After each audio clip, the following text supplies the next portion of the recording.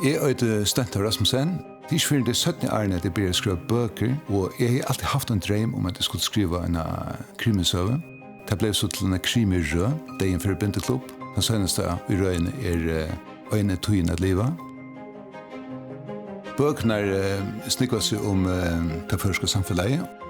Det er trobelt at finne på søver en land her ute av være fremt relativt få brottsverk, men vrøye, urenskaper, konflikt, frustrationer alle sanser som mennesker Du vet, det har alle ivalester begge nekve godt og mindre godt ui okkon. Og så det bare en spørning hvem ulvfører du egentlig, hvem vil du lukke som skapa? Det kan være sånn nekve motganger av imenskens leie, at omkring kan man godt skilja at folk færre iver om noe mørsk. Håast det unga du kan rattvisgjere at man dreper et annet menneske.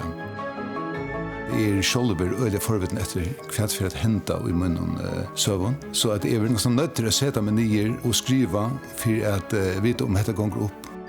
Men jeg er kanskje nok som malrett av det, at jeg har sett meg fire at gjør en sang, så gjør jeg ofte en littene.